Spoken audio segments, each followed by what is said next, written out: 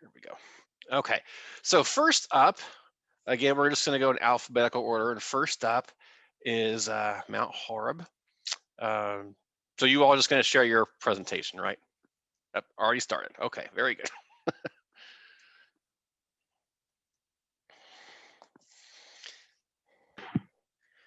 All right, can you hear us okay? Yes, so whenever you're ready, I'll start the timer. Go ahead. Our names are Tess Preen, Ethan Din, Inaz Shield, and Braden Schleich. and our project is called Insights on Lunar Features through Reference to Jupiter's Galilean Moons. After our initial research, we became very interested in the Galilean moons and how they compare to the Earth's moon. We each focused on a separate moon and its unique features. Okay, for cratering, we turned to Callisto, the most heavily cratered surface in the solar system.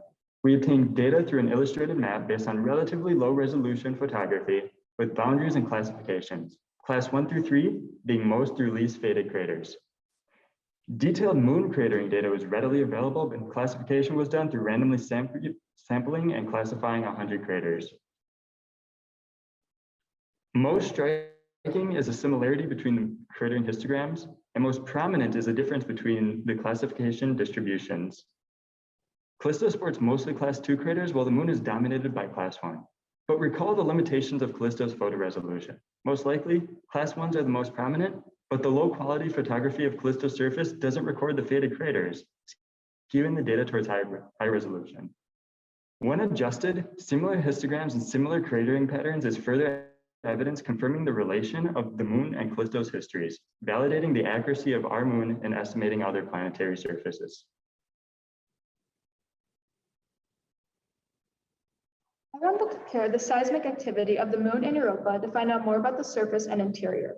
However, due to the lack of seismic data that is available on Europa, I propose a location to place a seismometer in order to collect clear data on Europa's seismic activity. Both the moon and most likely Europa have shallow and deep quakes. While I believe that the data from the shallow quakes would be most insightful due to the fact that they are caused by the slipping of fault lines and cracks, deep quakes that are mostly caused by gravitational pulls from larger planetary bodies would also be collected in the seismometer. Uniquely, Europa is hypothesized to have tectonic plates, similar to the ones that we have on Earth that lead to the chaos terrains. Chaos terrains are areas of many faults that often slip, causing tons of seismic activity. I chose to place this hypothetical seismometer near the Argonel Regio because of its distance away from the chaos range, which could confound the data, its Apollo missions, its proximity to the equator, which was very important in the Apollo missions, and its placement in a rigid plane, which has many similarities to the moon as far as surface features. Magnetosphere and Ganymede. Ganymede is the only satellite in the solar system presently that has a known magnetosphere. So why has Ganymede's dynamo lasted longer than the moon's? Assuming that a core only consists of iron and sulfur, we can calculate the theoretical density of the core of the moon and Ganymede with their sulfur content. We then put this core density and a known ice and mantle density against the bulk density of its moon to find the volume percent of its core. The moon's core contains 6% sulfur, allowing us to calculate that it would be 3.5 volume percent of the moon, as shown in the picture in the top right of the moon. Ganymede's core contains 3% sulfur or 21% sulfur. At 3% sulfur, Ganymede's core can be calculated to be 14 volume percent, while at 21% sulfur, Ganymede's core can be calculated to be 18 volume percent weight sulfur. The graph at the bottom right, the donut graph, shows a good comparison of these three cores with a 70% ice fraction assumed for both of Ganymede's sulfur contents. With these core calculations, we can also estimate Ganymede's ice fraction range, being 58% to 86% of Ganymede's volume.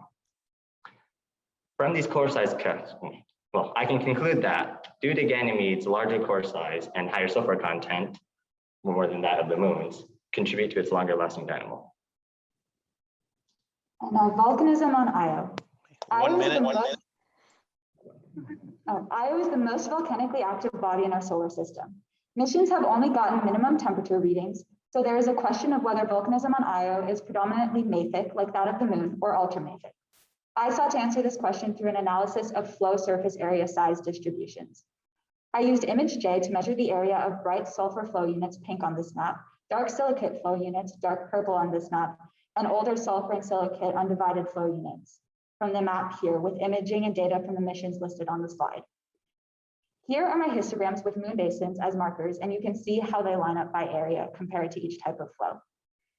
I did a t-test comparison and calculated p-values larger than our significance level of 0.01 for each, failing to reject the null hypothesis, and therefore I cannot conclude that the statistical distribution of flow unit areas are dissimilar between the moon and Io, leaving open the possibility that Io's lava is mafic like that of the moon. Although the comparison is somewhat flawed because my moon data set was not as comprehensive as that for Io and favored the larger basins, from these t-tests, we can see that the undivided older flows, which like flows on the moon are an accumulation over time, are the best comparison. Some other interesting Please insights wrap up. come in what is unique to each moon. For example, there is nothing as large as the Procellarum basin on Io, and most of Io's dark silicate flows are smaller than any moon basins.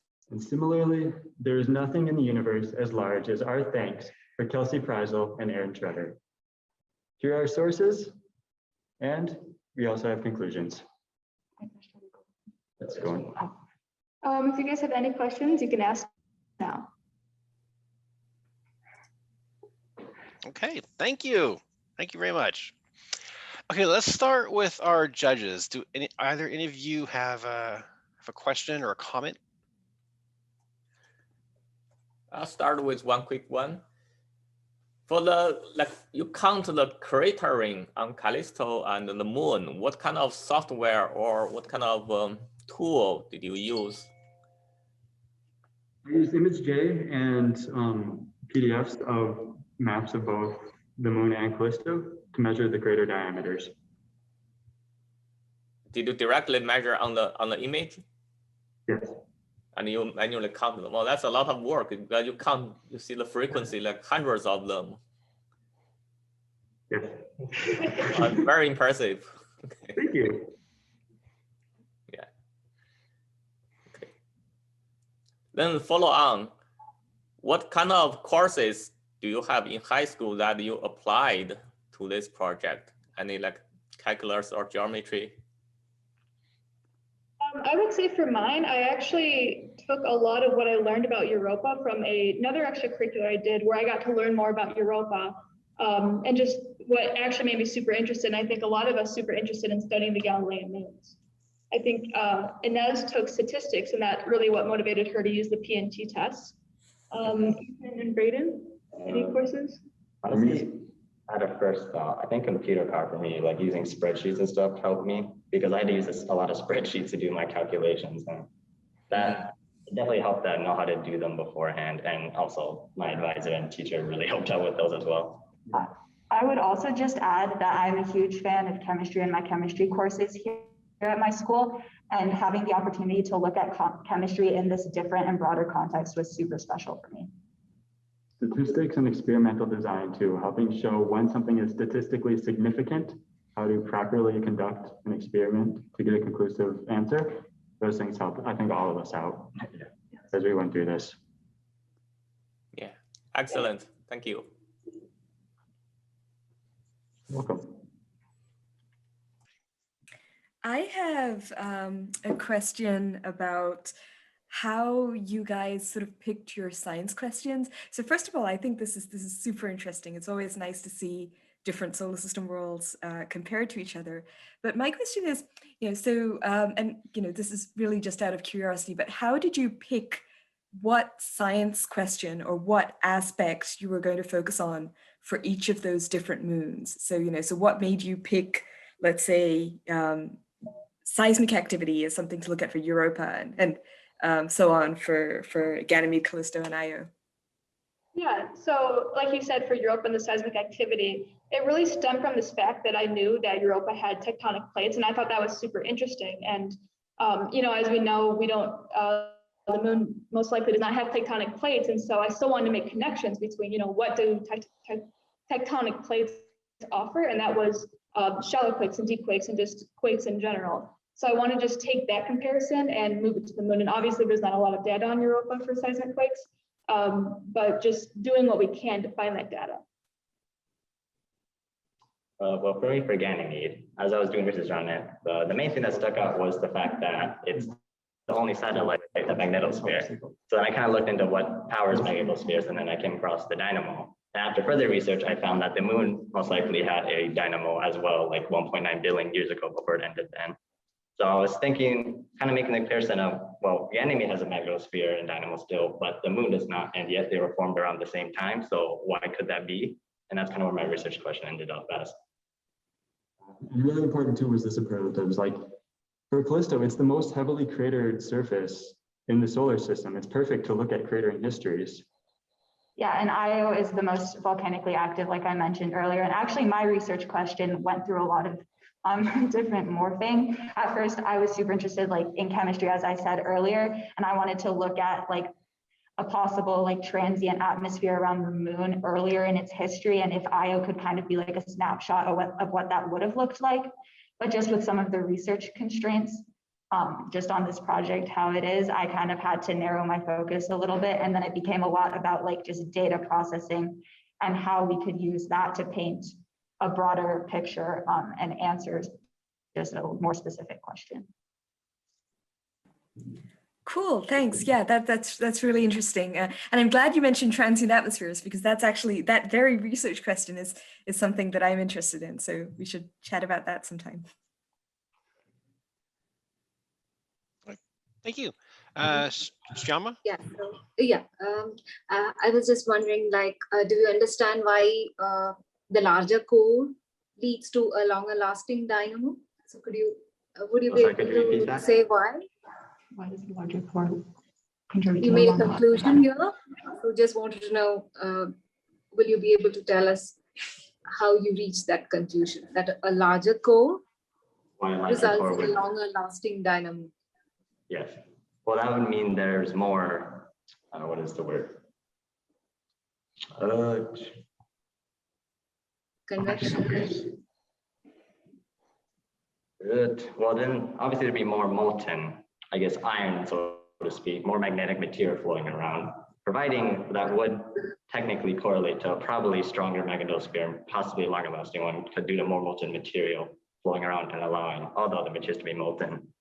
And sulfur content does contribute to that too a bit by lowering the melting point of these, of this material of the core, allowing it to, well, flow for longer as long as the heat is applied to it. And since it requires less heat, and if there's more of it, then that will allow, I believe, the rest of it to stay molten for longer as well. Okay. So that's good. So I mean, that's good that you put in the point why sulfur was important. Thank you. Thank you. Okay, thank you, judges. Anybody else on the call have a question?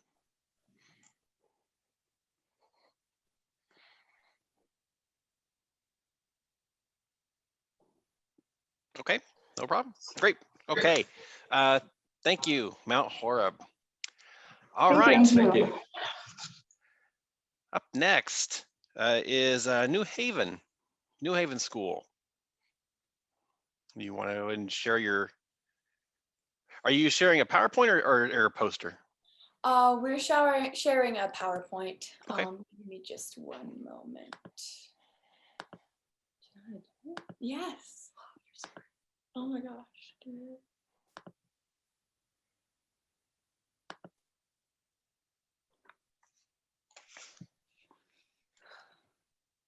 Is it going to happen?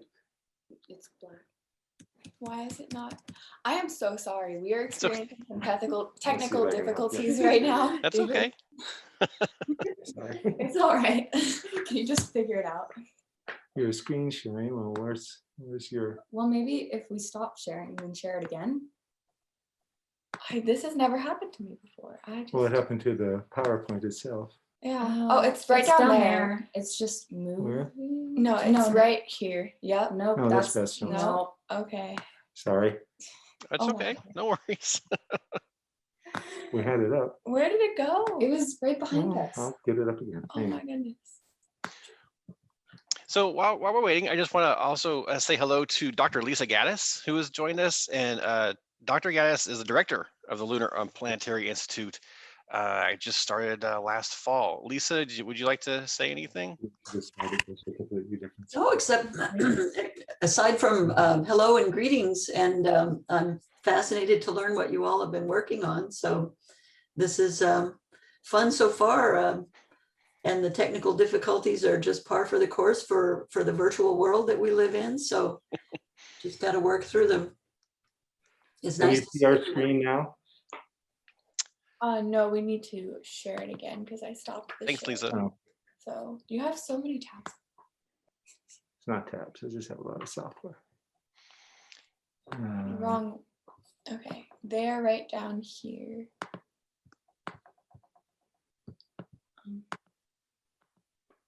No, I'm not there. Oh my. Oh my. Would you, you sent me your slide. Would you like me to see if I can get them up? Would you mind? The computer Yeah, hang on, you can do that. does not like us right now. No, it's just I have a newer Mac. I haven't figured out how to get between the screens here very well.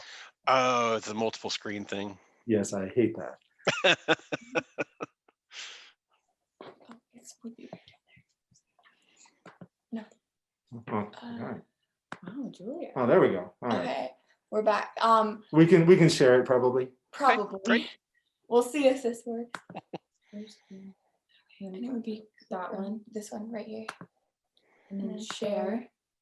And then Can you see us now? Mhm. All right. Can Okay. you see our presentation? Yeah, we see you in like the design mode or whatever you call that. Yeah. So we have to here. hold on. Oh, You just have to first, click it over here to get the present. presentation going. Okay, No, next one over. there we go. Why? Oh my goodness. I do not understand why it is doing this right now. I don't know. No, that's the comments. Yeah, close Yeah. that. It just will not That's- allow us to present it for some reason. Would you Yeah. actually mind doing it? It's not letting us click Did you present. give me share privileges on it? I guess not. Sorry. Yeah, it's not letting us share it here. Let me change anything. So we might have to keep it in design mode here. Unless you would just share your screen. What? But I haven't sent the presentation to him. Oh, okay. Oh, yeah, okay, then we can just. So do we'll it. just have to do it in Okay. this mode. Yeah, sorry about that. We'll have to keep this in design mode. Okay, that's fine. That's okay. Okay. I am so sorry. Oh, no worries. No worries. If this was the biggest bump we had today, no problem. Thank you. Okay. Okay, whenever you're ready, go ahead. All right. So we decided to create 3D models of commercially viable lunar materials on different parts of the lunar surface. We considered this particularly relevant due to the upcoming Artemis mission to the moon and Tesla's increased involvement with NASA and just the more common use of commercial space exploration. Space exploration is very important, and we thought that one thing that would continue the growth would be if there were some kind of commercial incentive, because the power of the dollar certainly gets things done. So this was our process. Okay, so first, as you can see in the flow chart, we gathered our data, our raw data from the Lunar Reconnaissance Orbiter and the Lunar Orbiter Laser Altimeter, or LOLA, and we transferred it to ImageJ, and we used Adobe Photoshop to convert the 3D models and imported models into the DAZ 3D Bryce as an altitude sensitive texture added to the terrain model imported into Adobe Photoshop. And we use the Lunar Reconnaissance Orbiter data and overlay data as an upper layer. And we had to use the Puppet Warp tool to adjust the spectroscopic data because as the mineral maps we had found were round projections of the moon and so had a lot of distortion, especially around the poles, and our 3D models were topographic. So the most important aspect of our project was the locations of these materials. Iron was found on the near side Maria, especially Mare Australe, the eastern side of Mare Serenitatis, and Mare Frajoris. For thorium and potassium, those were found in Oceanus Procellarum, and several different impacts, including Aristarchus crater, Kepler crater, the Marian crater, and a small crater in the Carpathian Mountains. Also found in Marangeni in the South Pole and Aitken Basin, south of Copernicus crater, east of Reinhold crater, and along the rim of Mare Imbrium along the Apennine Mountains. Some of the most important materials were titanium dioxide and helium-3. Helium-3 is associated with titanium dioxide, so they're found together. These were found in high concentrations throughout Mare Tranquillitatis and Mare Fecunditatis, and along the southern edge of Mare Serenitatis, throughout the equatorial and northern areas of Oceanus Procellarum as well. The third and most important would be water.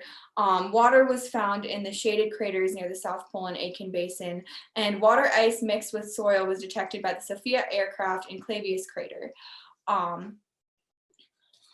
So we addressed some issues that were found in our previous presentation. We changed the lengthy paragraphs to more condensed information, but we did not change materials to minerals, because helium-3 is not a mineral and water is a very valuable resource, but it's also not a mineral, and we fixed the missing references. So according to a study done by the International Cost Estimating and Analysis Association, mining the moon for these materials and bringing equipment from Earth would cost approximately $7.7 billion. However, the greatest net profit that one could make from helium-3 alone would be around $1.4 quadrillion. So it is well worth the trip. So our process for mapping spectroscopic data onto a 3D model of the moon has proven effective at matching up surface features with mineral abundances, providing better detail on the locations of mineral deposits and important resources.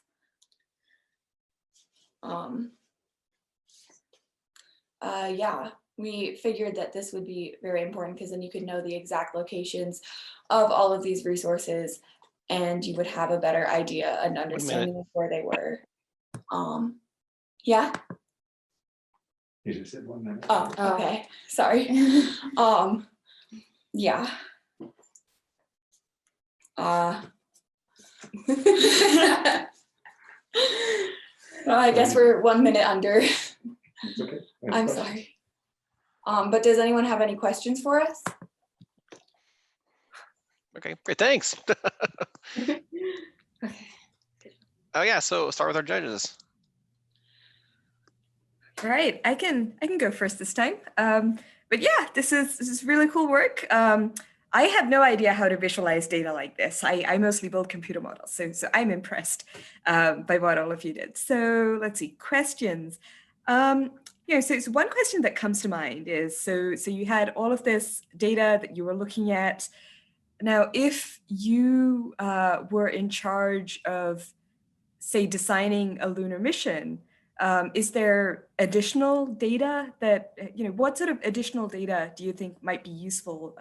Did you, so for instance, when you were doing this project, was there some data that you thought might be really cool to have but didn't already exist? Or are there sort of questions that came across through the research that you think some different kind of data would help address? And so what kind of data would you like to collect if you were designing a lunar mission? I think, well, so helium-3, we're experiencing a helium-3 shortage on Earth, and it's used in pretty much everything. It's used in medicine, pretty much anything that you can think of, even metal detectors. And so there's a lot of data on where helium-3 is located. It's found pretty much everywhere, but it's highly concentrated in certain areas. However, how one could go about extracting the helium-3 might be difficult, because we're unsure if it is like in deep deposits or just on like the very surface, like found on the lunar sediment. So I would want to conduct more data. We would want to conduct more data on like how deep the helium-3 goes, and like what would be the best methods of extracting it. It would be really exciting if probes could be sent to take samples of lunar soil that has helium-3 in it, so that you could examine more the structure and composition of that soil and like just the most effective methods for extracting the helium-3. Also data on how you could extract water most effectively would be important, because if you were just to send machines to mine the moon, you wouldn't really need the water. But if you're going to create some sort of like human settlement, then extracting that water would be extremely important, because it would save from having too many trips for supplies, because you would have that water available for you on the moon. Awesome, thanks. And I'll let Frank and Shama ask their questions.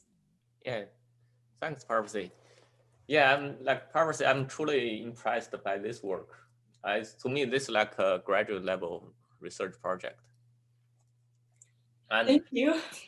Yeah, and I have, my questions are similar to Parvati. If you were to design a lunar mission, or let's say you're director of NASA, and you found helium and water, helium-3 and water on the moon, would you bring them back to the Earth, or would you bring them, or let them power the lunar colonization, or would you make them into rocket fuels to make the trip to Mars? Have you ever thought this kind of aspects in your vision down the road? So if I were in charge of this, if we were in charge of this, I think that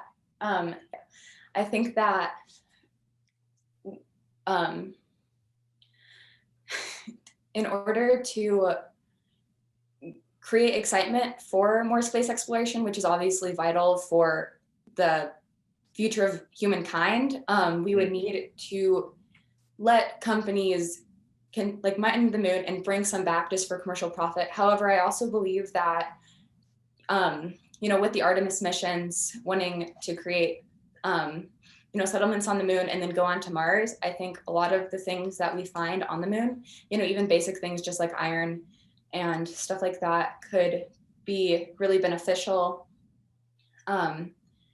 for when we get up there, so we don't have to bring it all. That way, missions are cheaper and can be done more effectively, and we can continue to go further into space. Yeah, I agree.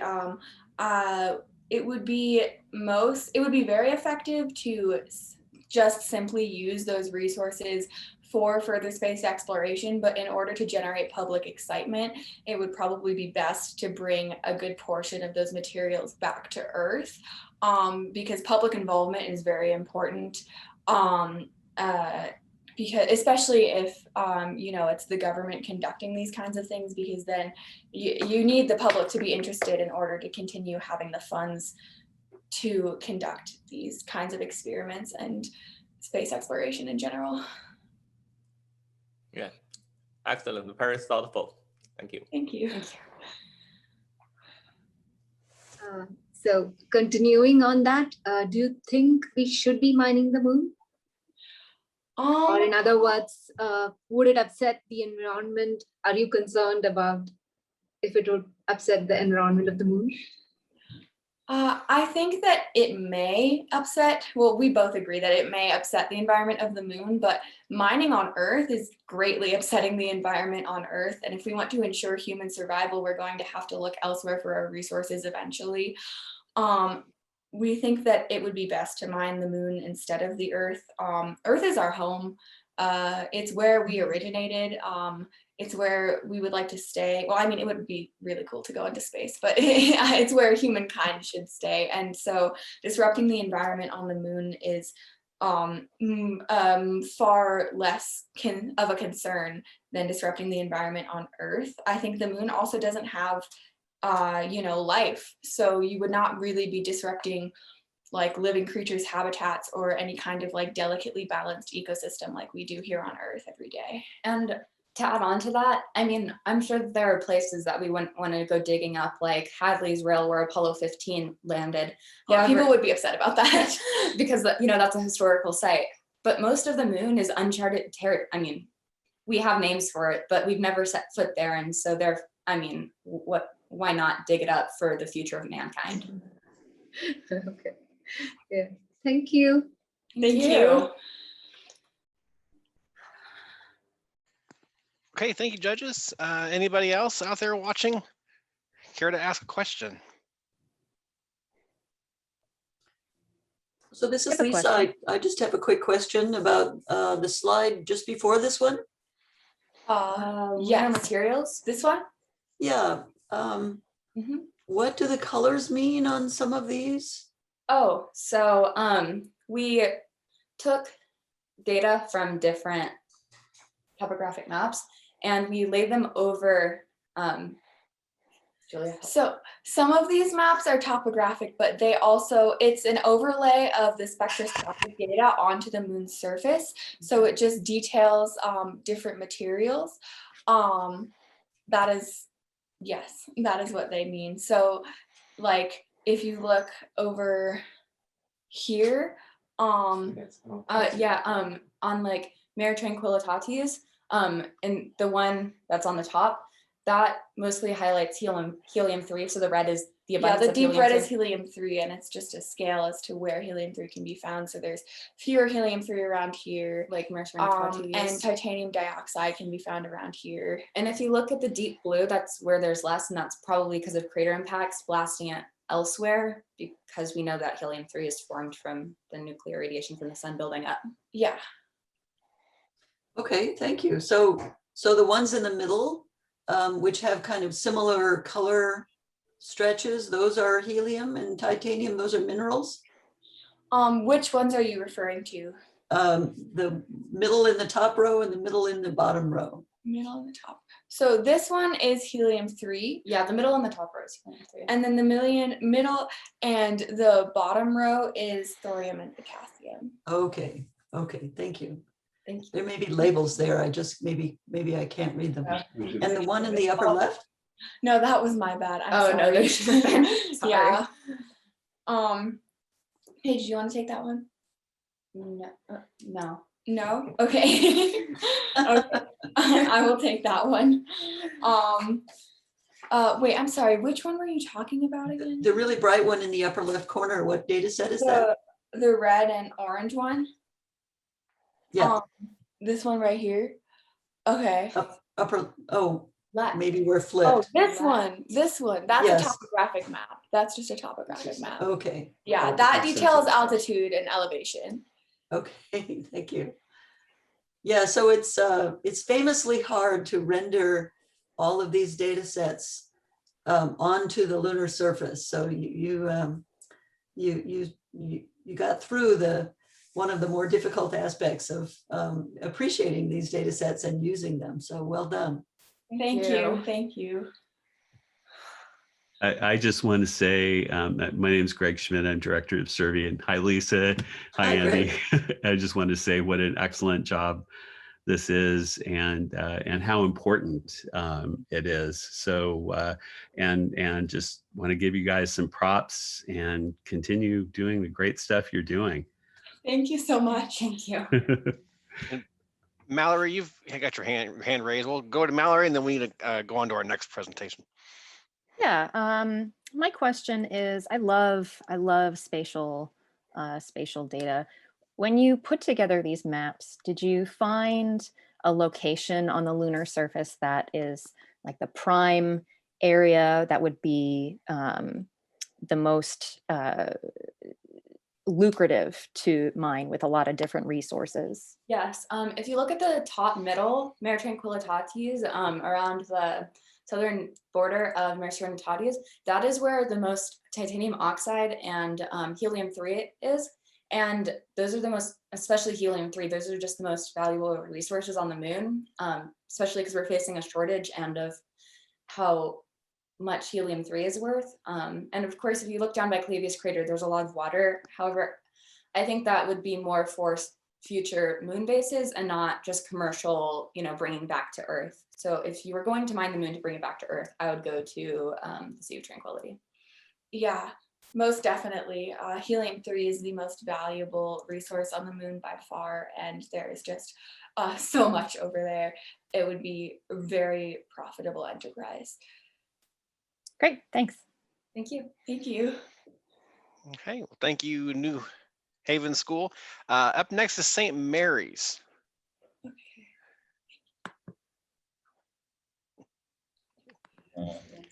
Yes, I was gonna, so while we're waiting here, I was gonna recognize that Greg Schmidt is with us today, Director of Survey, and also is Associate Director, Christina Gibbs. She's also on with us. Christina, you wanna say hi? Hi, everybody. Sorry, I had to find the unmute. Yeah, thank you for having us. It's fabulous to be here and hear all the great work you guys are doing. I'm really impressed with the level of research you guys have been doing and your creativity. So congratulations. And I haven't even heard all of the talks just yet. Okay, can you guys hear us okay? Yeah. Perfect. Wonderful. Okay, so whenever you're ready. Hello and welcome everyone. My name is Iris and I'm presenting with Dylan, Stephen, and Audrey, and we are from St. Mary's School in Medford, Oregon. For our project, we researched the potential evidence for water on Vesta by comparing the geomorphology of debris flows in craters on Earth, Mars, the Moon, and Vesta. Vesta was previously believed to be predominantly dry, lacking volatiles, and rich with basalts. However, images from the Dawn mission revealed evidence of fluvial debris flows in multiple young Vestan craters. Based on that data, we believe that Vesta may have had brief flows of material mobilized by water on its surface. We were inspired by an idea presented by Dr. Scully in a 2015 paper that described the potential for Vesta to have wet debris flows similar to those found on Earth and Mars. Specifically, we wanted to address if Vestan debris flows and features, such as those shown, exhibit morphologies consistent with debris flows found on Earth and Mars that indicate the influence of a liquid.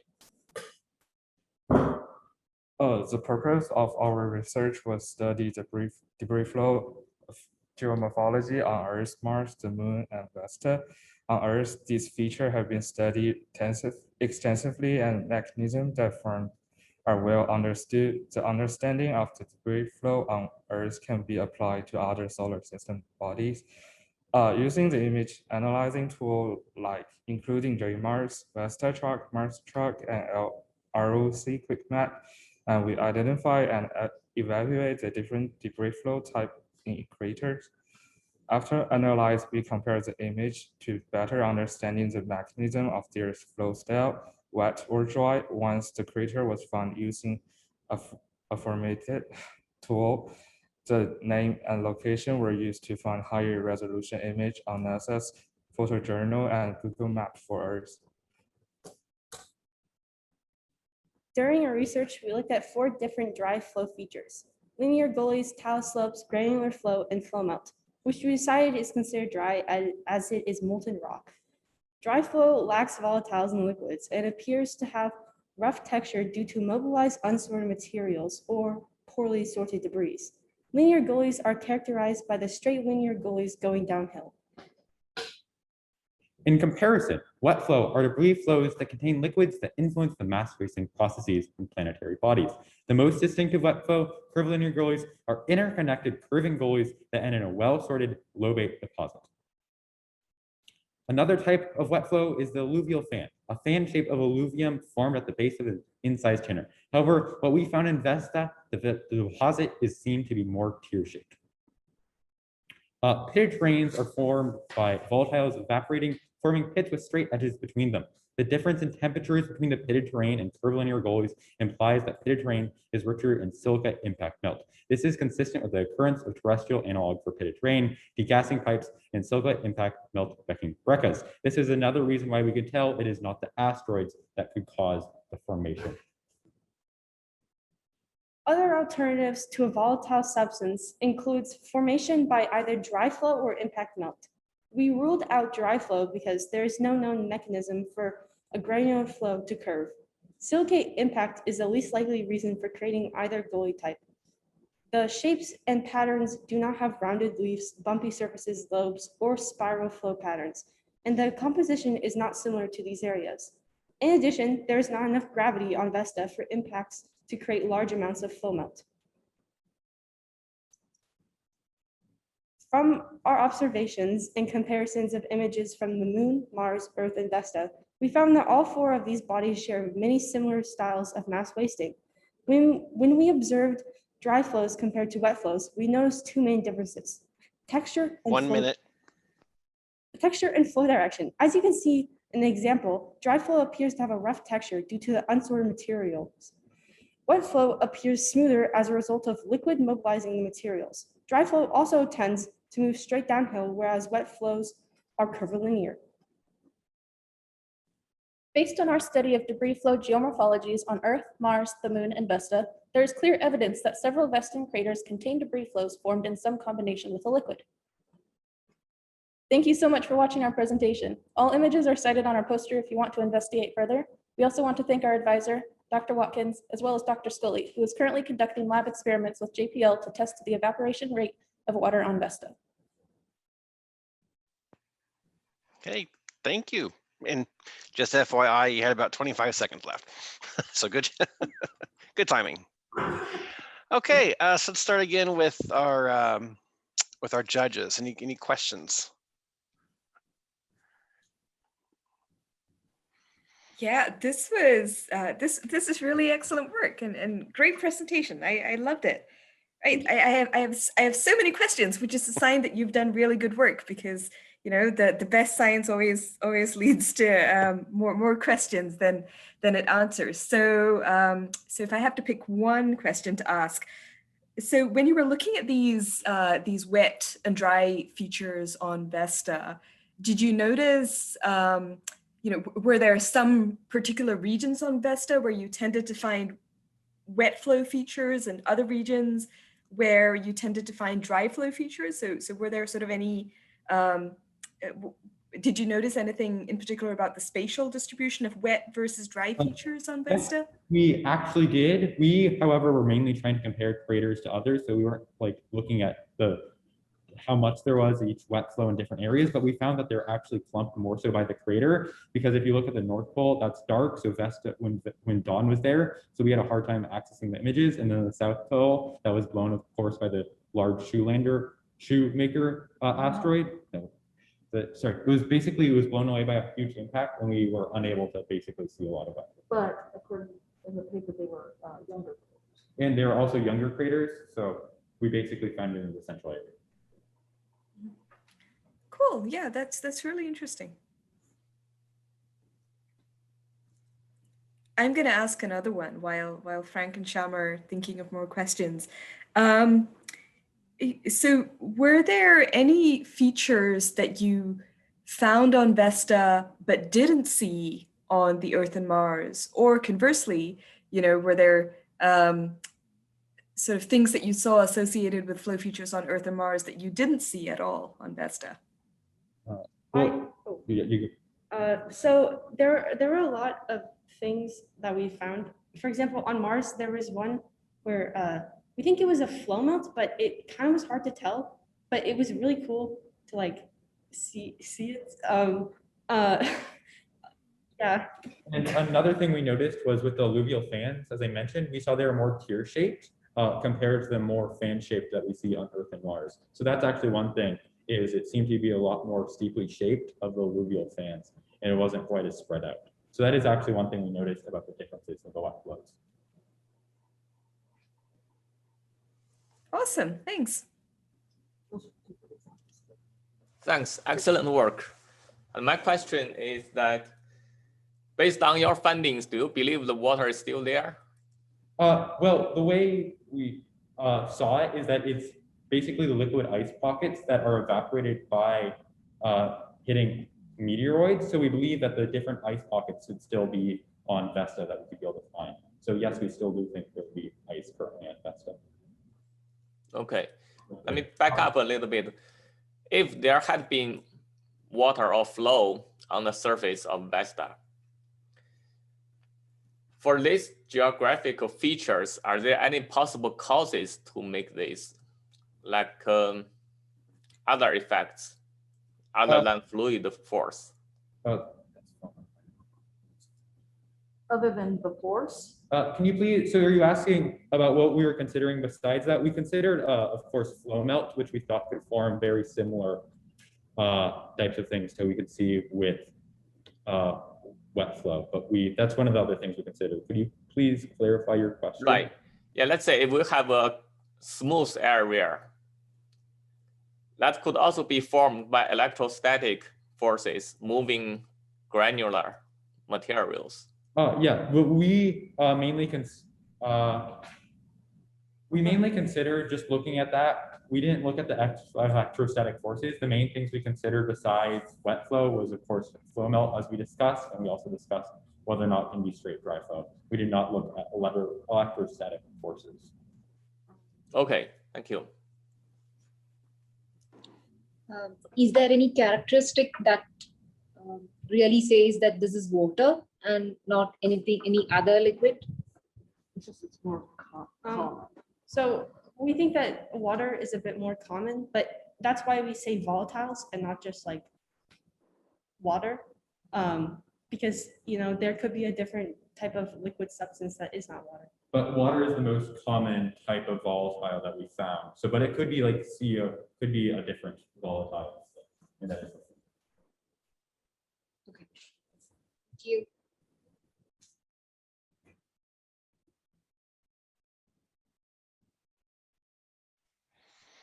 Okay. Anybody else have a question?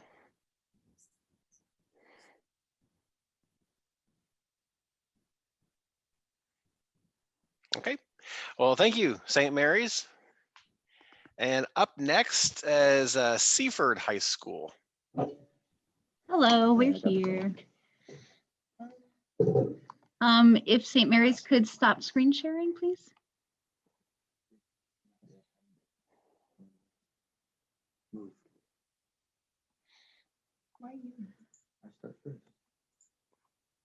There we go.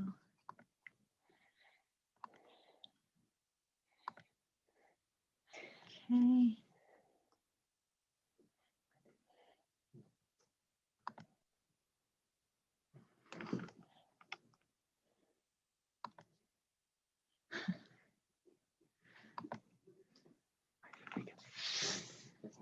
Okay, well, whenever you're ready. Are we on the screen? Yeah, you got. Hold on, let me just. Oh, I'm gonna do it too. Whenever you guys are ready, be comfortable. Are we in the view of the camera? Yeah, you're in the view. All right. Do you want to start? Yeah. Okay. Oh, yeah, you gotta move the flags.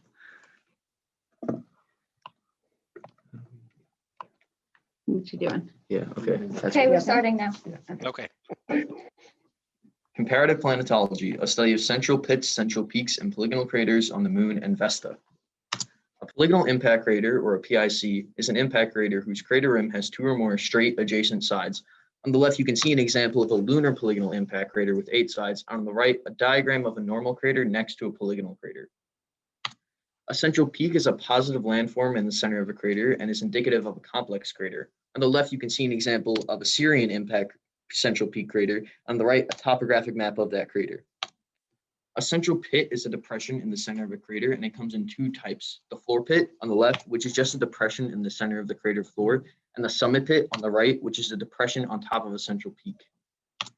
We study the moon and Vesta because they're similar enough in composition and both have tectonic features, but different enough in formation so that we're not just studying the same body. However, the information we gather from the study will still be useful in determining how polygonal craters and central pits form. Our research question is, how are crater morphometries and morphologies on different planetary bodies related to the tectonic structures and surface composition of those bodies? Our sub-research question is, how do crater morphometries, morphologies, and location of polygonal craters and central pit craters compare on the moon and Vesta? Our hypotheses are polygonal craters will be in proximity to tectonic features such as the rill above on the moon and Vesta, and central peaks and central pits will have a correlation to the surface composition on the moon and Vesta. Our methods for the moon and Vesta were both the same. First, we found and examined craters in our search area using the Java Mission Planning and Analysis for Remote Sensing, also known as JMARS, For PICs, we recorded the number of sides and angles using image J, and for peaks and pits, we recorded measurements such as the diameter and height. Next, we used Excel to analyze and compare the data that we've collected. This is what the moon looks like from our point of view using JMARS. This is what Vesta looks like from our point of view. These are two examples of tables that we created in Excel using the data that we've collected. This is a chart comparing the data we collected to data from other planetary bodies. Our data is highlighted in yellow. For the moon, we studied 100 craters in the highlands. 29 of them had central peaks and 17 of them had central pits, which were all summit pits. In the Mario, we also looked at 100 craters. 36 of them had central peaks and 9 of them had central pits, with 6 of those being summit pits and 3 of those being floor pits. We found positive correlations between central peak diameter and central pit diameter, crater diameter and central pit diameter, and crater diameter and central peak diameter. We found that the median summit pit to crater diameter ratio was similar to Ceres. On Vesta, we studied 48 craters. 4 of them had central peaks and 2 of them had central pits, which were both summit pits. On Vesta, we found positive correlations between central peak diameter and central pit diameter, crater diameter and central pit diameter, and crater diameter and central peak diameter. We found that the median summit pit to crater diameter ratio was similar to Mars. For polygonal impact craters on the moon in the highlands, we found that 44 out of 100 craters were polygonal impact craters. The most common number of sides was 4, and the average angle between sides was 122.3 degrees. In the Mario, we found that 12 out of the 100 craters were polygonal impact craters. The most common number of sides was 5, and the average angle between sides was 134.2 degrees. Most polygonal impact craters were not near any tectonic features. For polygonal impact craters on Vesta, we found that 8 out of 48 were polygonal impact craters. The most common number of sides was 4, and the average angle between sides was 132.3 degrees, which was similar to Ceres, which was 133 degrees. Polygonal impact craters were not in proximity to any tectonic features. Discussion and conclusion. Since most polygonal craters on these bodies were not found near surface tectonics, it's likely that surface tectonics don't influence PIC formation. This may mean that possible subsurface tectonics influence polygonal crater formation. And since both the moon and Vesta are volatile pore bodies, it's likely that volatiles don't influence central pit formation. As an alternative hypothesis, we suggest that crustal strength may influence central pit formation, as discussed by Barlow and Tornabane 2018. For future research, and more advanced software and more space missions would give us more precise measurements and better quality data. Additionally, having a larger search area and collecting data from bodies not previously studied, such as Jupiter's moons, Pluto, and other Kuiper Belt objects, would give us a larger planetary database and really secure how these features form. Thank you for giving us this opportunity, and thank you for watching. Okay, thank you. And yes, more space missions is always a good idea. Okay, judges, what questions do we have for Seaford High School? Yeah, so I had a question. I didn't quite catch how you looked for the tectonic features. Tectonic on which bodies? On both. I mean, you gave a conclusion that the PICs don't correlate with areas having tectonic features, but I didn't see how you looked for tectonic features. Okay. So many studies such as Zeilenhofer and Barlow 2019 suggest that polygonal crater formation is due to surface tectonics. However, they also found that surface tectonics don't have a correlation to polygonal crater formation. And the tectonics we're talking about are rills on the moon and ridges. And for Vesta, there are things, tectonic features called dorsa, and also the basin Rhea Silvia. In addition, since we found that they weren't relating to surface tectonics on the moon and Vesta, we hypothesized that there could be subsurface tectonics that may play a role in crater formation, as these wouldn't be able to be seen on JMARS, which is what we use to analyze and look at the surface of both of these bodies. So you searched the area for such tectonic features as well with the JMARS. Yes, we Is that- use bounds. yeah. We use bounds of 10 times the crater diameter from the center of the crater to look for tectonic features. All right. Yeah. I mean, it's just that point that I thought wasn't there in the slide. But otherwise, yeah, very good work, and I've done very quantitatively, which is very nice to see. Thank you. Thank you. Thank you. Can I ask, how did you do the curve fitting? Where you showed the R-square error bars? Ah, okay. Let's go back to that. go back. Yeah. So I'll go to the other side because there is more data for them. Right. So the error bars were the standard error of the mean, and for the we had a linear trend line. So the R² value is the coefficient that represents how far our data points are away from the linear trend line. And to make and analyze these charts, we used Microsoft Excel. Okay, Excel, good. Could you explain why it's so scattered for the moon, and it's the fitting was quite good on the next slide? This is because we did not have as much data for Vesta. As you can see, we only had okay, I see, yeah. Yeah, we only had 2 data points for the first 2, and we had 4 data points for the last one. So that's why the R² value is 1, because there's only 2 data points, which would make a straight line, compared to the moon, which had a lot more data, which is why it's so scattered compared to Vesta. Okay, great. I have confidence when you take AP classes or linear algebra in college. Thank you.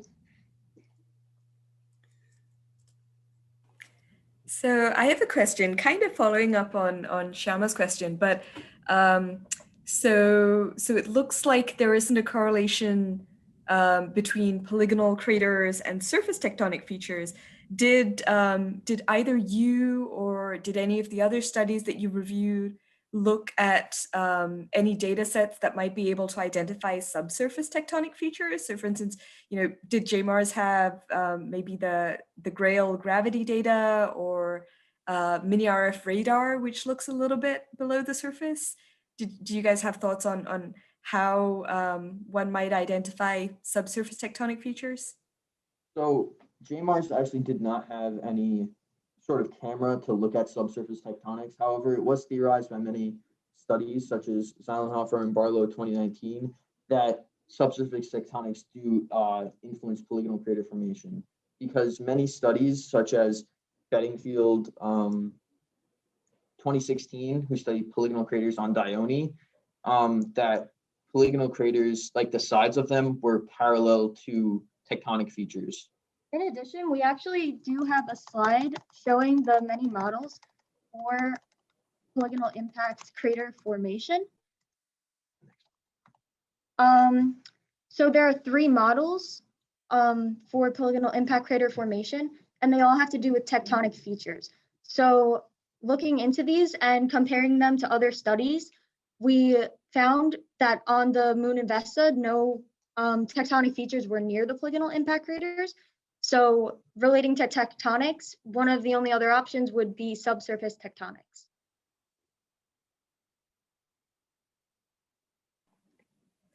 Cool. Yeah, thank you for that extra slide. Yeah, this is really neat work. Thank you. I guess I have another follow-up question as I'm trying to wrap my head around this. So, so it looks like not all polygonal craters are near tectonic features, but are there polygonal craters near all tectonic features? If that makes sense, the question. So I understand that not all polygonal craters may be associated with tectonic features, but if you look at it the other way around, are all tectonic features associated with nearby polygonal craters? So you go. So in our early research, we actually looked at tectonic features just to get a feel for the surface of both of these bodies. And we didn't find any polygonal impact craters near them, or we found a small amount, but there was really no correlation between tectonic features and polygonal impact craters at all going either way. Cool, very interesting. Thank you. All right, thank you. Any other questions from our audience? Does Mallory not have a question for Seaford High School? Trying to think of one. I'm trying to think of one.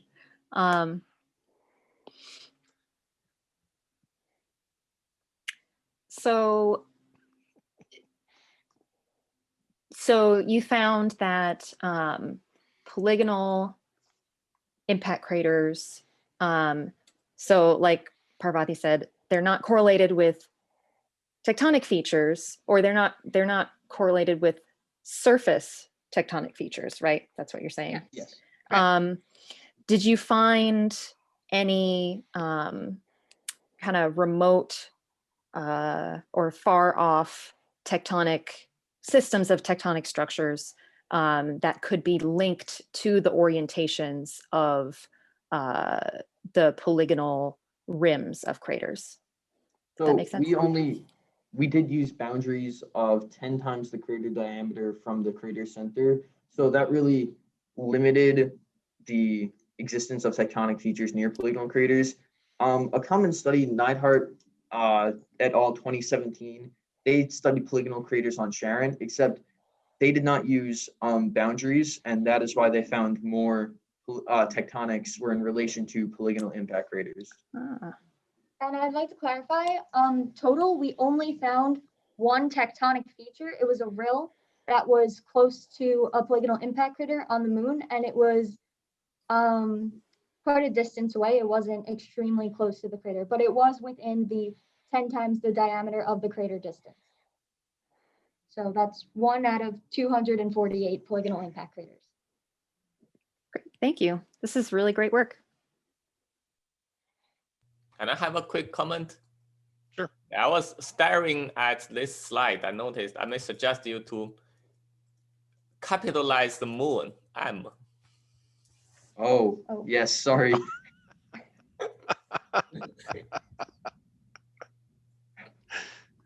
Unless you're talking about moon of another planet.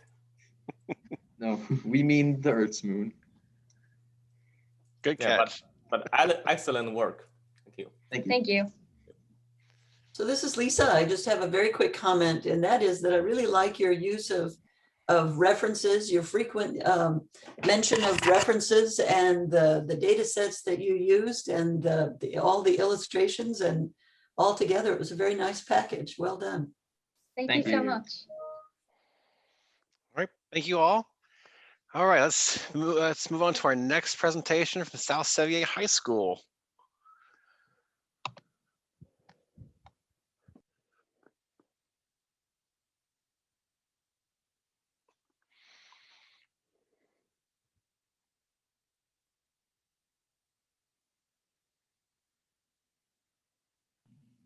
Okay. Hello.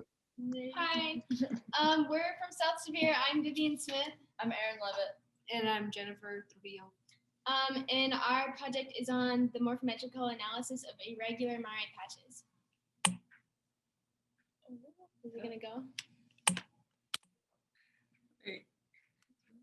Okay, so what is an IMP? IMP actually stands for irregular Mare patches, and an IMP is a smooth, rounded, like with rounded areas located in the lunar mare, but no one really knows how they were formed.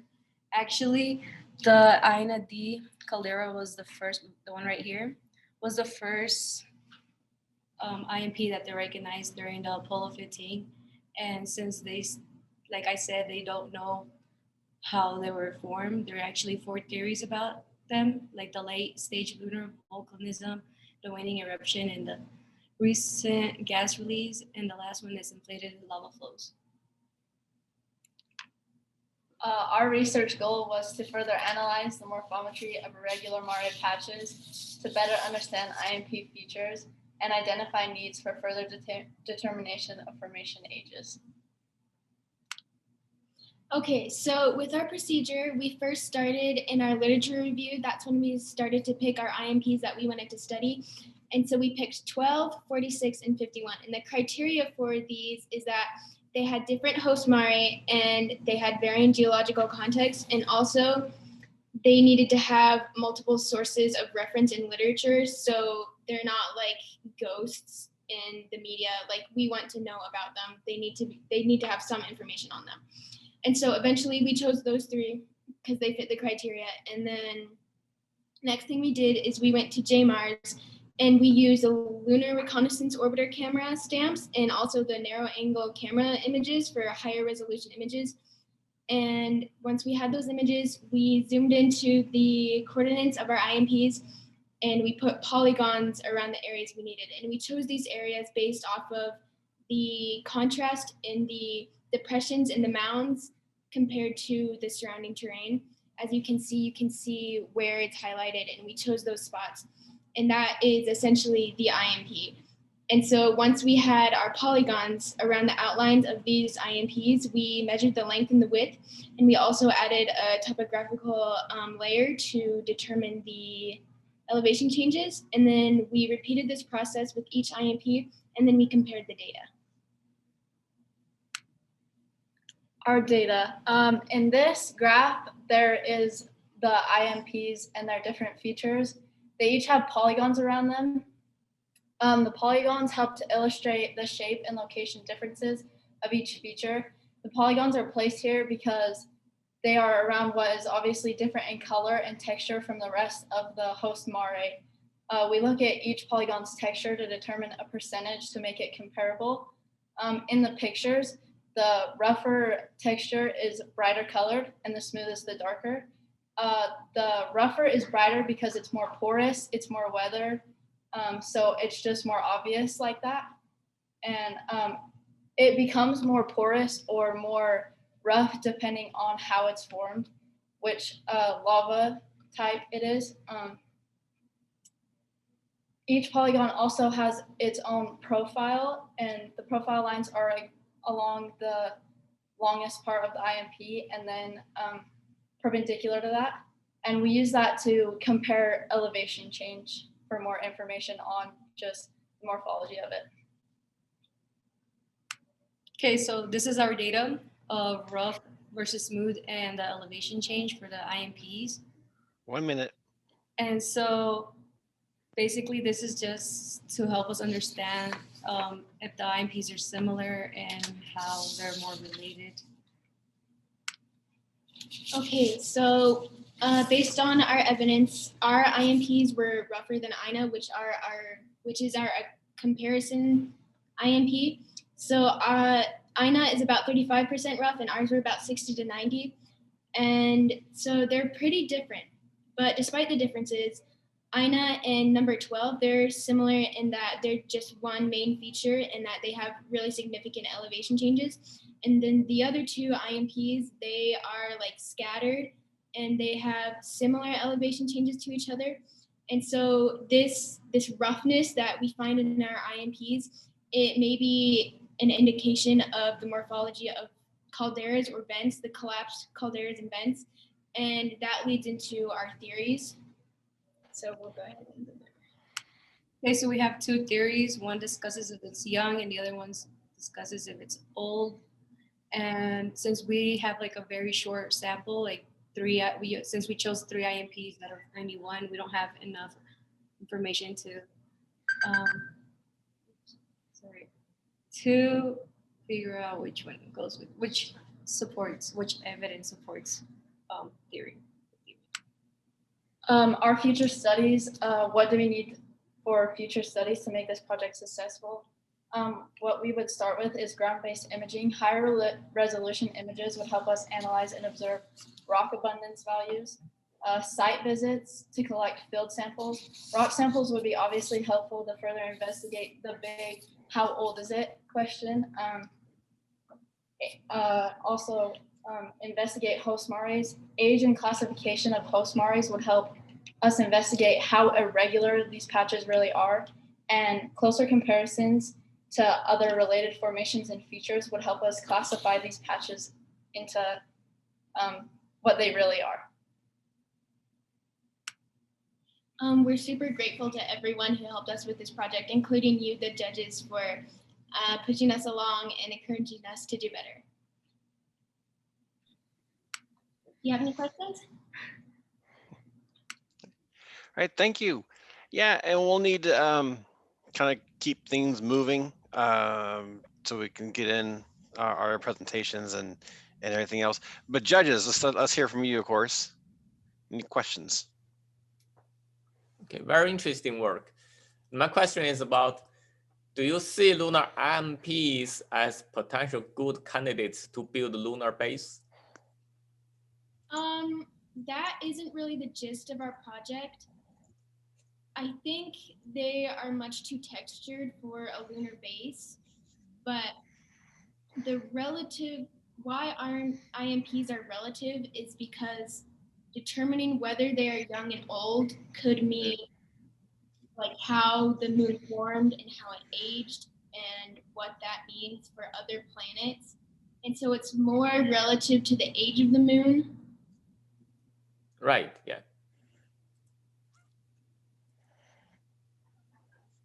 Thanks. I have a quick question. And yeah, really more great stuff. This is really good. So my question is, when you're classifying the imps as rough or smooth, how do you decide if something falls into rough or smooth? Because I imagine, you know, there are things that are kind of somewhere in between. So how do you decide whether it's rough or smooth?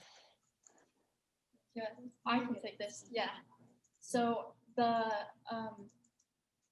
rough looks like in the pictures it looks brighter, but what that really means is like it's got porous, it's more porous, and it's like been more weathered and things like that. Like the smooth is obviously darker, like in that picture. So basically just what that means is like it's rockier, like there's more rocks, and in the smooth parts it's basically just a mound. There's nothing on it, just like a hill. So just to quickly follow up on that. So were all the patches that you looked at, you know, were they sort of either clearly bright or clearly dark? Were there any that were kind of hard to classify? Sort of. With the imaging on 51, which has these circles on it, it didn't have very high resolution images. So it kind of makes it look like it's more rough generally, but we don't really know if it is. And also on the other ones, like the patches on 12, you can't really tell if they're mounds or like pits, like it's just hard to see. So that's what our profile lines helped us see better. Yeah. In a lot of them, it was just a combination, like it was either like 40% smooth and like 60% rough. It was often a combination. Cool, thanks. So following up on that, what kind of resolutions are needed to do a better analysis? Can you tell in terms of some numbers? We would need to analyze a lot more IMPs because like we said, we only did 3 out of 91. So there needs to be so much more work done. And really what actually needs to be done is for there to be samples collected from the moon and people up there in better, higher resolution images. So this is just a tiny chip in the wall of what is an IMP, what does it mean, how does it relate to the moon? Like this is just a step, one small step. So you just said higher resolution. I just wanted to know, I mean, are you looking for centimeter sized images? I mean, could you give an order of, I mean, how much better an image would you want to classify this in a better way? What do you think? Can you clarify the question?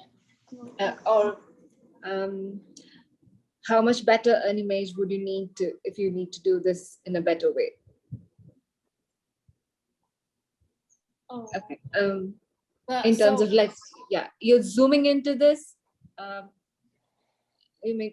mean, in that manner, like if you go on zooming on to these images, you will see this better and better, right?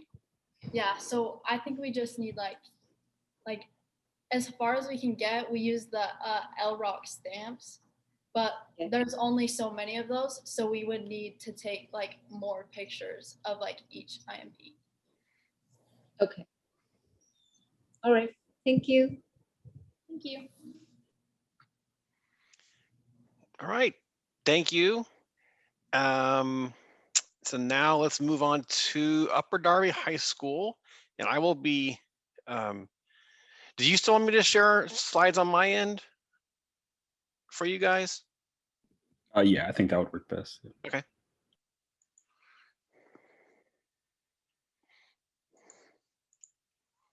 Whoops.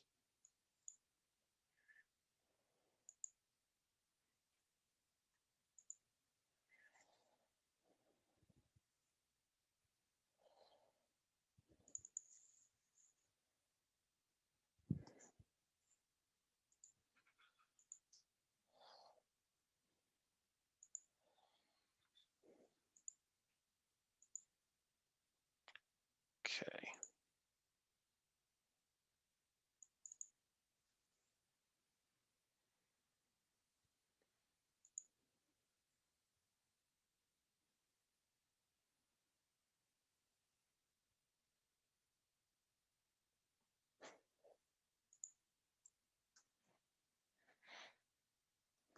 Okay, whenever you're ready, just let me know.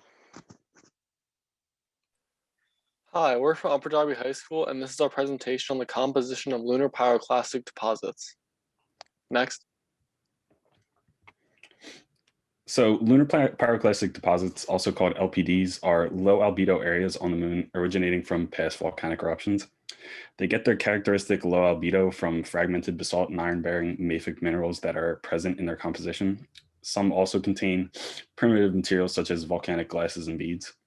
And LPDs are commonly put into two classes. Localized LPDs are smaller and formed by violent and discontinuous eruptions, while regional deposits are larger and thought to have been formed by continuous fire fountain style eruptions like you'd see in Hawaiian volcanoes.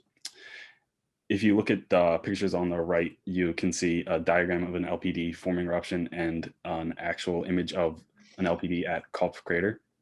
The red line represents the boundary of the LPD, which is darker than surrounding material. Next.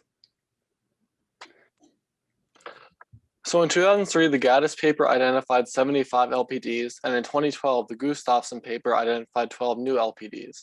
Our research aimed to determine the composition of the 12 new LPDs from the Gustafsson paper and compare them to that of the Gaddis paper. You can see in our image here, we have the yellow stars are LPDs identified in the Gustafsson paper, and the red triangles are the ones from the Gaddis paper. Next. LPDs are studied for two main reasons. First, they provide insight into the history of lunar volcanic activity, and second, materials can be found in them that are useful for, or could be useful for future manned lunar missions. They contain exogenous volatiles, which are substances that would normally evaporate quickly, as well as rare primitive gases, both of which could be important for sustaining lunar bases. And our goal is to classify and characterize newly discovered LPDs. Next. So we used the application JMARS and the Clementine ultraviolet visible mosaic of the moon to collect our data. Clementine was a satellite launched in 1984 that gathered data around the lunar orbit that is still actively being studied. The ultraviolet visible data allowed us to measure the reflectance at fixed wavelengths to predict the relative content of basalt and iron-bearing deposits in the LPDs. After locating the LPDs identified in the Gustafsson paper, we used a custom shape layer of JMARS to create polygons that would act as the region of interest for each LPD, which you can see an example of for the Kopf crater. The tool also allowed us to export data into an Excel sheet, which was scaled by a factor of 1.35 times 10 to the negative fourth to compare with our Gaddis data. Next. And so after taking our data, we followed the methods of the Gaddis paper and divided the 12 LPDs into 5 classes based on size, which you can see on our chart here. For each LPD, we calculated and plotted ratios of 450 over 750 nanometers and 950 over 750 nanometer wavelengths. We also use color ratios to cancel out variability and isolate variation due to composition. Next. And so here we have our plotted data points for the 950 over 750 nanometer data points. And you can see that all our points are the large colored circles in the key. And so all our points kind of fell gathered together in a cluster, falling within the range of the Maria and the Highland material. Next.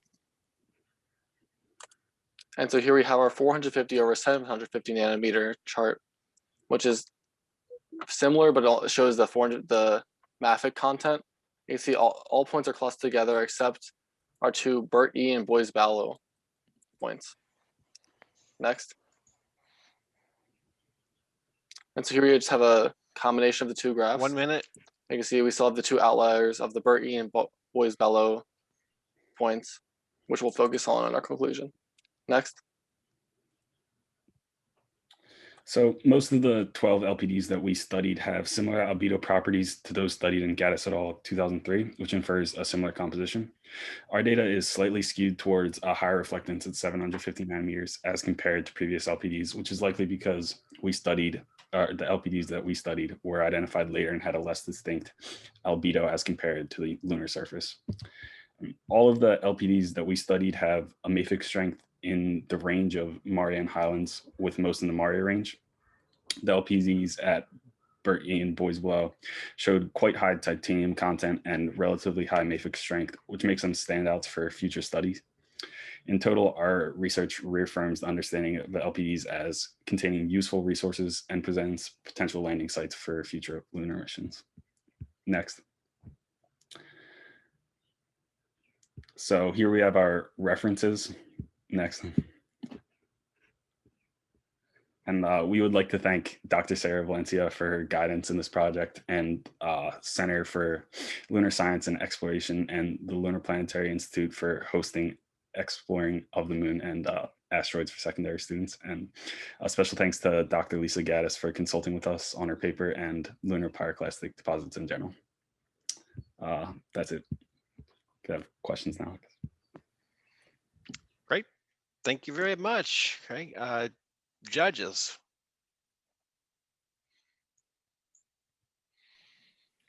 Yeah, well done, guys.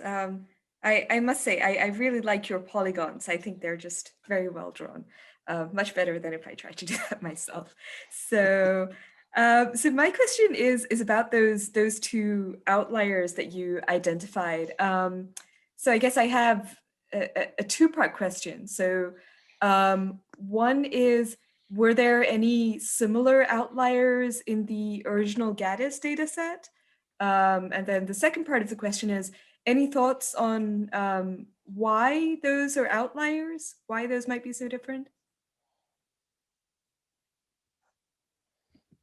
So to your first question, or the first part of your question, they were like especially outliers. I think if we go back to the charts, maybe we could see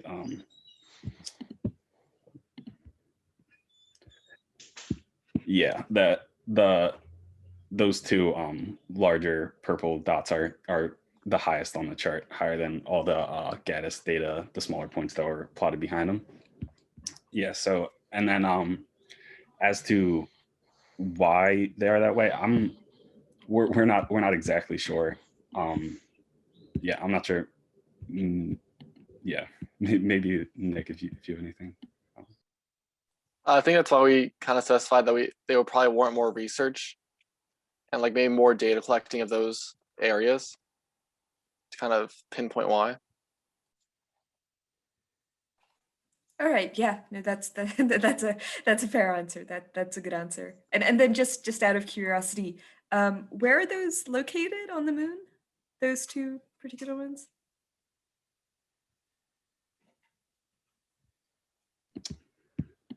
So they're located near the craters Boys Below and Burt E. I couldn't tell you exactly where. Well, the way that we collected our data is we used specific values for their latitude and longitude. So I could tell you that, but I couldn't tell you generally where they are besides those specific values. All right, cool, thanks.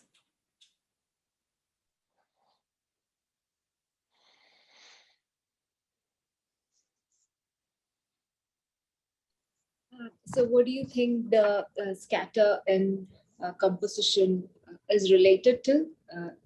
Is it related to the origin or the area that you find that in? What do you think is the correlation with?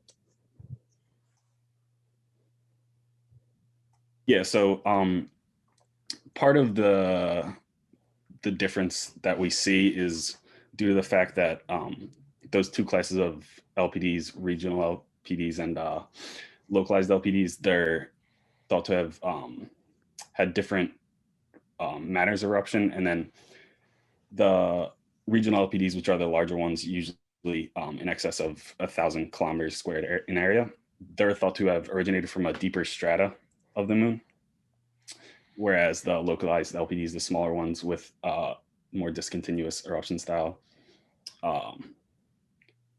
yeah, they had that discontinuous eruption style, and then because the regional LPDs are from that deeper strata, they're gonna have more primitive materials, and that includes some of them having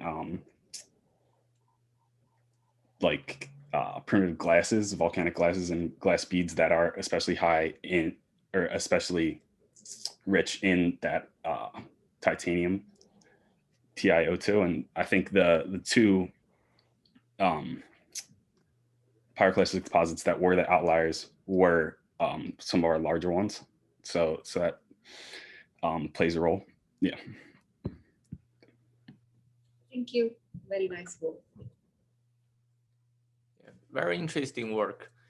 So if you are to choose a landing site out of these places for mining the titanium minerals, which site would you choose? I mean, yeah, in general, LPDs are very good places to land because they are smooth due to the way that the eruptions, settle. Right. Yeah, and I'd say of our data, I'd say probably, well, Bert E and Boys Below are the two most interesting. I'd say Bert E is slightly bigger than Boys Below, so that might be a good place to land, I'd say. But in general, the LPDs that we studied were smaller than the largest of the previously identified LPDs. So, I mean, if you were going to land, it might be better to land on like a larger LPD because you'd have more area and therefore more of these volatiles and primitive minerals to draw from. So if I was going to choose somewhere to land, I'd probably choose an LPD identified in a Gaddis paper, but of ours, I'd say probably one of our two outliers. Okay, great. Thank you. All right, thank you all. And next up, finishing up, is Wayne Fleet High School. Can I just say this is really fun? Hearing this, it's great to see the older data revisited with the newer, the older information revisited with the newer remote sensing data. And I hope to see more like this. Great, thanks, Lisa. Okay, so looks like you all have controls. So whenever you're ready. Good afternoon, everyone. My name is Blythe Thompson, and I'm here with Whittier Tone, Dion Rivers, Henry Moore, and Nathan Bukowski-Thal representing Wayne Fleet School. And we are going to be, and we are providing an assessment of the mining potential in near-Earth asteroids, and also an overview of mining techniques. So recently, research has turned towards asteroids as mining potential for high-value materials and as an alternative to Earth-based mining. These high-value materials include volatiles in water, industrial metals including nickel, iron, and cobalt, and platinum group metals such as platinum, palladium, and osmium. So there are three main taxonomic types of asteroids that are based on their composition. These include stony or S-type, metallic, M-type, and carbonaceous C-type, and each have characteristic spectra. And there are potentially high-value materials in each of their respective compositions. And so our purpose of our research was to develop a process or a framework for determining this mining potential of near-Earth asteroids, or NEAs, those which have a perihelion distance that is less than 1.3 AU, based on their classification. So one of the three that we inferred from their near-infrared spectra, and we also provided an overview of mining techniques that could possibly be used to obtain these materials. So we had to delve into the different techniques that would be used to mine asteroids. And as of right now, there are 3 different techniques that are being actively pursued as both feasible and commercially viable. And they are scoop mining, shaft mining, and also something called the MON process.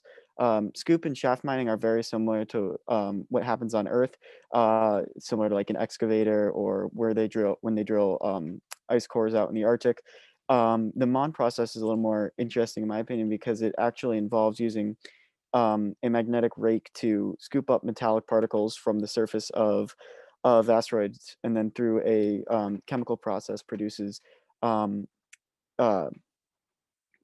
gaseous states of gold and other precious metals that will then be reverted back into a solid state. And as of right now, all 3 of these techniques are being developed on small scale to in preparation for their eventual use in the future. Yep, so we began our research by accessing spectral emissions from graphs from 0.5 to 2.5 microns from Mythnios. We selected 359 near-Earth asteroids and recorded their maximum reflectivity, whether or not the graph was wavy, and if the spectral graph showed a pyroxene dip. We then referenced these same asteroids in the JPL small body database browser and recorded 7 different variables, which are listed in the slide. A vast majority of the asteroids in the database were not given a spectral type. However, since spectral type plays such a huge role in determining the composition of an asteroid and therefore its mining potential, we decided that we'd try to assign spectral types by ourselves. We based our criteria off lots of research as well as patterns that tended to emerge among asteroids that did have given spectral types. So we had 3 types that we sorted them into. We had an M type, which showed no pyroxene dip in a sort of steep slope, a C type, which had no pyroxene dip in a much flatter slope, and an S type, which did have a pyroxene dip, and then a much wavier or S-shaped emissions graph. And any that didn't fit into those definitions, we labeled as NA. And then once we had all these data from 359 asteroids compiled into a spreadsheet, we began to test the relationships between the variables in order to look for correlations. And here are our findings. So here are a few of the variables that we had after looking at all 359 asteroids. And out of these, we created a few graphs, and all the X's represent 2 different variables that we did graph. And part of finding asteroids to mine in the whole objective is just to know where they are and what's in them. And we made many graphs. Sadly, many of them did not show any correlation or very little to no correlation. And the 2 graphs that we did use, Nathan will cover.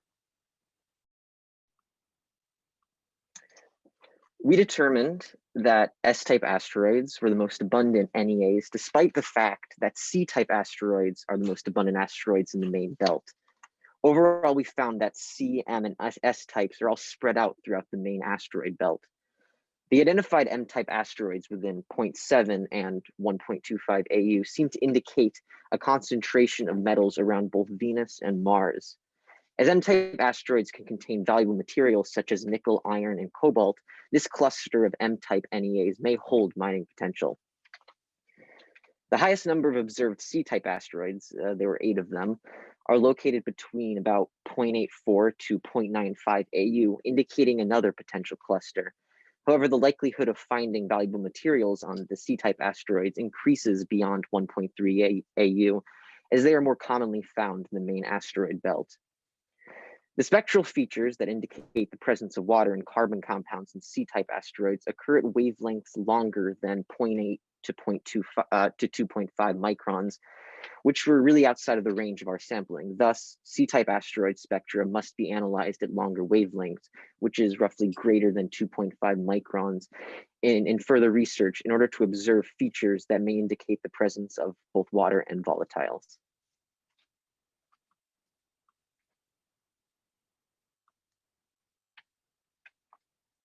Thank you. All right, thank you. Okay, our judges, any questions?